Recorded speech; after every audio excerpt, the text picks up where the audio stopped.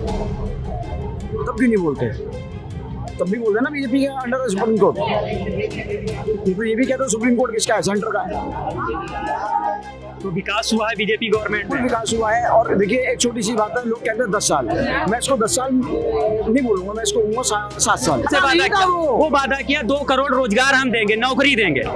युवा अभी उत्तर प्रदेश में आप चले जाइए, पुलिस का एग्जाम हुआ, एक लड़का 6 महीने अगर तैयारी करता है तो कम से कम 1 लाख रुपए खर्च कर लेता है, वो किराए पे रेंट पे रह के। बिल्कुल, और नहीं किया था और आप उस 15 लाख के भरोसे बैठे हो। मतलब अगर मोदी जी नहीं आते तो आप तो भूखे मर रहे होते।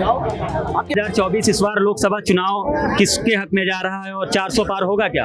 देखिए लोग कहते हैं मोदी ने 400 पार का वादा कैसे किया? उन्होंने वादा नहीं किया, टारगेट रखा है। पिछली बार था 350 पार, अब उन्होंने बोला 450 पार। पिछली बार बोला 350 को 303 आई।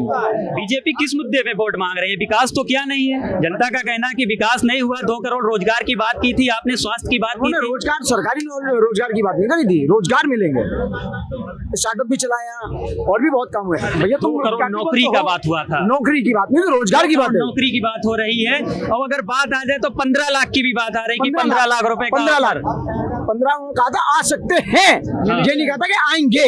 फिर उसको अमित शाह कहते हैं अरे ये तो जो है चुनावी जुमला है। तो इस तरीके से कि चुनावी जुमले रहेंगे सारे। आ सकते हैं, उन्होंने वादा नहीं किया था और आप उस 15 लाख के भरोसे बैठे हो। मतलब अगर मोदी जी नहीं आते तो आप तो भूखे मर रहे होते आपके हिसाब से। कमाते तब भी रहे थे ना, और कमा आप भी रहे। नहीं, जनता को अब जैसे मैंने वादा किया, सरकार ने आपसे वादा किया, वो वादा किया 2 करोड़ रोजगार हम देंगे, नौकरी देंगे। युवा अभी उत्तर प्रदेश में आप चले जाइए, पुलिस का एग्जाम हुआ, एक लड़का 6 महीने अगर तैयारी करता है तो कम से कम 1 लाख रुपए खर्च कर लेता है, वो किराए पे रेंट पे रह के, और वो पेपर उसका निरस्त हो जाता है। सरकार हाथ झाड़ लेती है, 6 महीने बाद फिर पेपर कराएंगे। लेकिन सरकार ने उनसे फीस के लिए मना कर दिया है, कोई आपसे पैसा नहीं लिया जाएगा, आने जाने का किराया भी आपको फ्री होगा, टिकट दिखाओ, ट्रेन में बैठो, बस में बैठो और पेपर देने जाओ। 6 महीने का रोजगार उसके पास से जाता है। और जो लोगों ने पेपर लीक के अंदर आए हैं उनके ऊपर कार्रवाई हो रही है। और पेपर इससे पहले भी लीक हुए हैं, खाली यूपी में नहीं, पूरे देश में हुआ है। और IIT ऐसा पेपर वो भी लीक हुआ है। IIT तो इंजीनियरिंग का पेपर है। आम आदमी पार्टी और कांग्रेस का आरोप रहता है कि जितनी गवर्नमेंट शक्तियां हैं, ED CBI, तो ये बीजेपी के हाथ में रहती है। तो क्या ये वाकई में ऐसा है?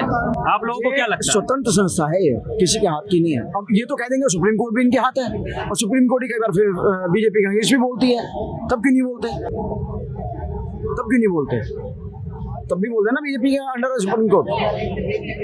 ये तो ये भी कहते हैं सुप्रीम कोर्ट किसका है? सेंटर का है।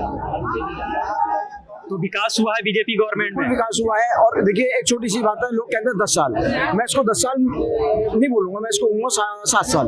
कैसे? 3 साल हमारे कोविड में भी गए, लगभग 3 साल। वो टाइम कौन देखेगा?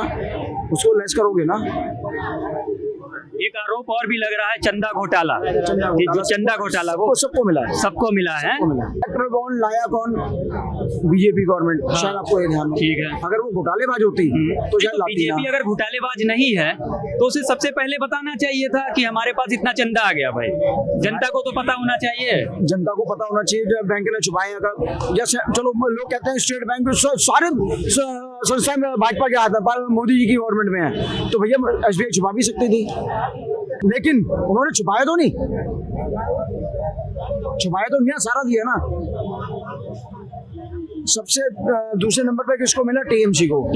सिर्फ एक राज्य में जिसकी सरकार है, और जो एक राज्य की सरकार है, फंड सबको आया है। जिनका कोई अस्तित्व ही नहीं है उनको भी आया है, जिनकी स्टेट में गवर्नमेंट नहीं है उनको भी आया है। तो वो भी तो घोटाला का होगा, उसको भी फिर आपको कैसे मिल गया फंड?